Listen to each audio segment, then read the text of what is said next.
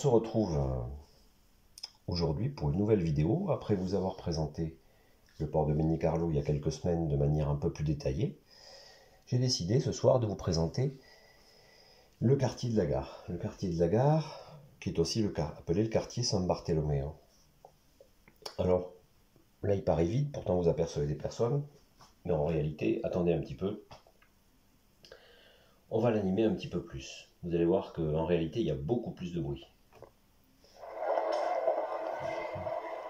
Donc voilà, c'est un quartier assez animé, hein.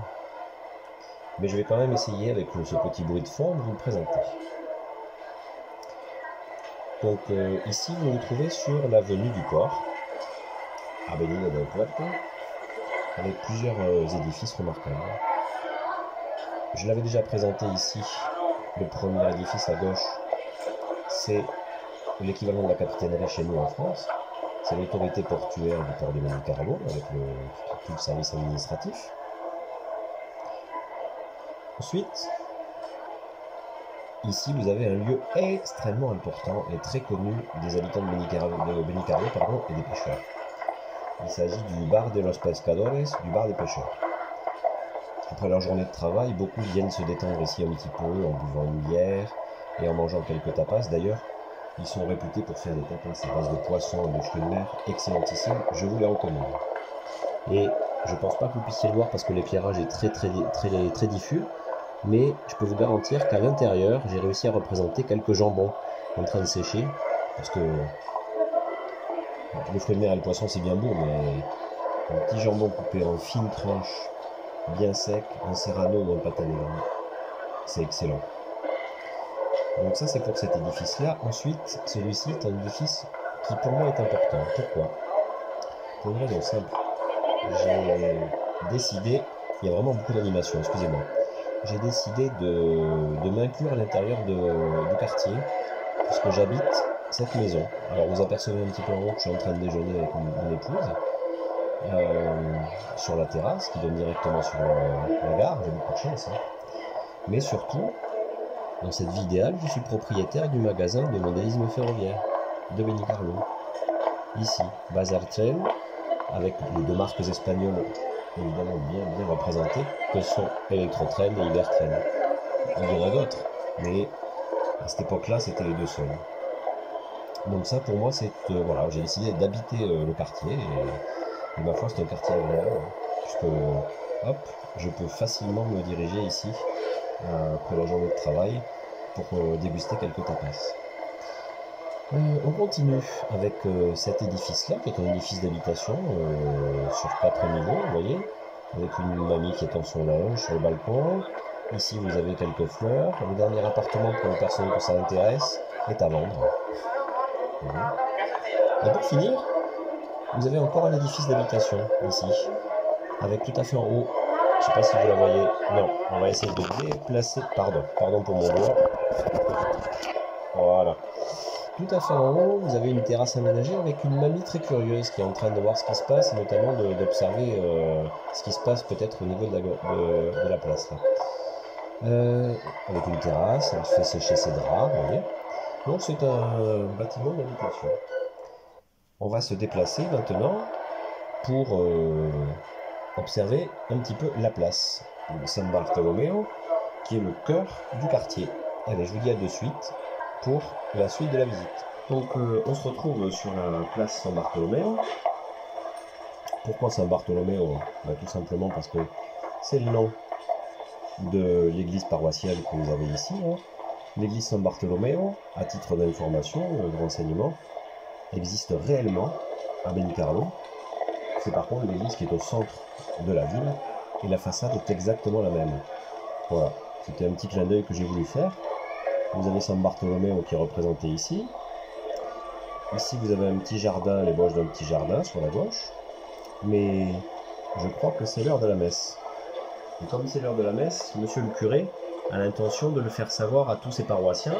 Donc attention les oreilles, autre petite animation, écoutez bien.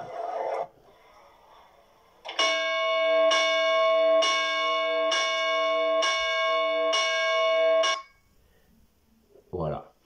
Bon, c'est un petit gadget à nouveau, mais Sachez qu'à titre de curiosité et pour l'anecdote, j'ai enregistré les vraies cloches qui sonnent les... Alors là, c'était pour sonner les heures, hein. C'était pas vraiment une messe. Après, bon, le son dure un peu plus longtemps, hein. Je vous l'ai un petit peu raccourci, mais ce sont les vraies cloches de Benicarló que vous entendez dans cette petite séquence sonore. Et ici, donc vous avez, je ne sais pas si on le voit très bien, on va essayer de réduire un petit peu. Voilà, pardon. Vous avez ici un petit espace de détente avec une cabine téléphonique, c'est quelque chose qui se fait rare. Des personnes qui sont assises, hein, qui discutent, et qui peut-être sont en train de se demander pourquoi la Guardia Civile est présente, mais elle est en train de surveiller, elle est en pleine filature. Qui elle surveille, on ne le saura pas. Mais écoutez, je crois qu'ils sont vraiment en train de surveiller quelqu'un. Allez, encore petite animation sonore pour que vous puissiez apprécier les officiers de la Guardia Civile.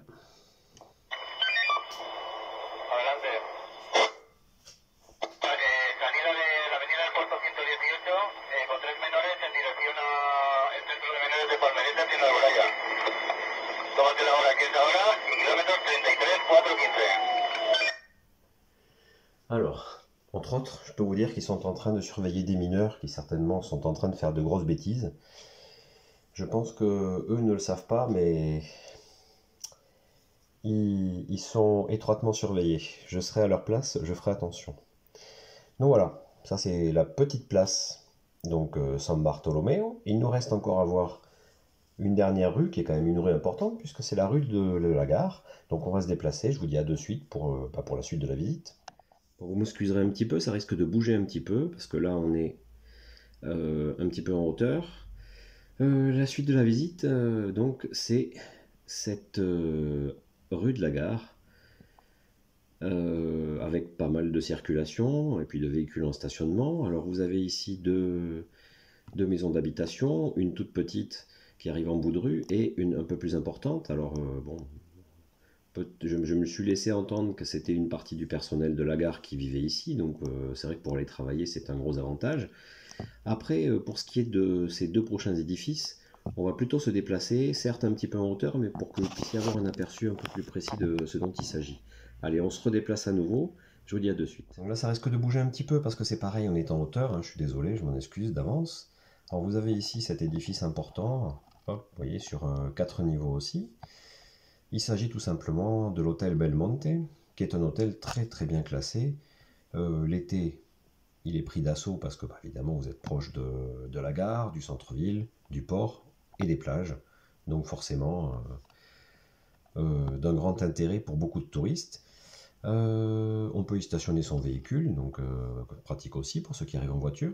Et vous avez une petite boutique au rez-de-chaussée, intéressante. C'est une boutique de fruits et légumes, hein, un magasin de primeurs de fruits et légumes, qui s'appelle l'Alcachofa. Alors l'Alcachofa, c'est pas innocent. Il faut savoir qu'en Espagne, enfin en espagnol déjà pour commencer, je vais vous donner la traduction, il s'agit de l'artichaut. Pourquoi l'artichaut? Ben là c'est un petit clin d'œil à la commune, puisque l'Alcachofa, donc l'artichaut de Benicarló, est un artichaut très très connu en Espagne. Il a une appellation d'origine contrôlée. C'est pratiquement une variété particulière, avec un goût inimitable, et c'est devenu le légume phare de la commune, à tel point que lorsque vous visitez réellement Benicarló, vous avez plusieurs ronds-points, notamment vous avez des choses surprenantes chez nous, mais vous avez des monuments dédiés à cette culture extrêmement importante donc sur Benicarló, avec des recettes multiples excellentes et originales. Par exemple, je vous recommande, si vous allez vraiment en Espagne et surtout dans ce coin-là, de goûter les artichauts braisés que vous mettez directement sur la grille du barbecue avec la braise dessous, un petit peu d'huile d'olive, ça cuit relativement vite et croyez-moi c'est un délice. Pourtant c'est une recette extrêmement simple. Dernière boutique, pardon, je me déplace un petit peu, que vous pouvez observer ici. Alors avec, vous voyez, l'habitation qui est en train de s'agrandir, puisqu'il y a un étage supplémentaire qui est en train d'être créé. Cette boutique-là, c'est aussi un clin d'œil évidemment à l'Espagne, hein, et en partie aussi à la région de Valence, puisque, alors en France, les churros, on les trouve dans les fêtes foraines.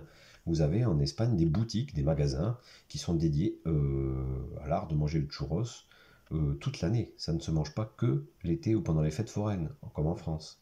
Ça se mange tous les jours de l'année. Ça peut être mangé l'après-midi pour le goûter, mais c'est vrai que c'est de préférence en Espagne manger le matin au petit déjeuner. Donc vous avez beaucoup de ces boutiques-là ou de ces vendeurs de churros qui ne sont ouverts que le matin, jusqu'à 14-15 heures à peu près. Donc c'est une boutique de churros, horchateria, chocolateria. Chocolateria, chocolatier, parce que très souvent le churros et le chocolat sont liés ensemble, hein. Les deux voilà, sont excellents, c'est une tuerie.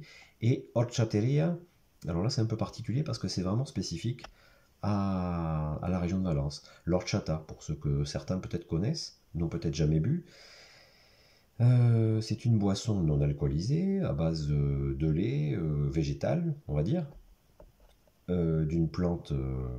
Voilà, je pourrais faire une vidéo un jour qui détaille un peu plus de cette boisson, mais c'est une boisson alors qui est assez particulière de par son goût. Beaucoup d'Espagnols, lorsqu'ils vous parlent de l'horchata, alors elle est originaire de la région de Valence, elle est bue évidemment beaucoup dans la région de Valence, mais pas seulement, hein, dans toute l'Espagne elle est connue.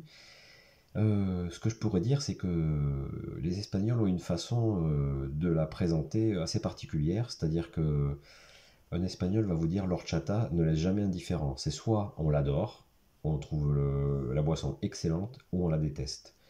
Voilà, tous les Espagnols n'aiment pas l'horchata. Mais voilà, il y a rarement un avis pondéré, c'est tranché, c'est très tranché. Sachez qu'à titre personnel, à la maison, j'ai mon fils aîné et moi-même qui en sommes friands.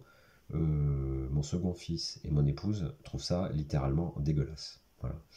Donc c'est un petit peu à l'image de la présentation faite par les Espagnols. Donc je pense que j'ai fait le tour. Je vais peut-être maintenant à vol d'oiseau faire une dernière petite vue. Donc ça risque de bouger encore à nouveau, excusez-moi. Donc vous avez ici, comme je vous l'ai dit, la rue de la Gare. Donc celle-ci, elle est très encombrée là à l'heure actuelle, mais bon, écoutez, c'est comme ça. On arrive ensuite sur la place San Bartolomeo.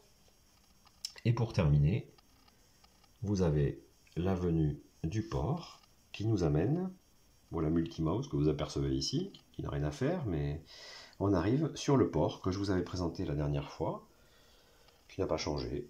Et sur ce, écoutez, je vous dis à très très vite. Alors prochaine présentation, il n'y en aura pas 50, je présenterai certainement de manière détaillée la gare, hein, puisqu'elle vaut le détour. Donc je vous dis à très très vite pour une prochaine vidéo.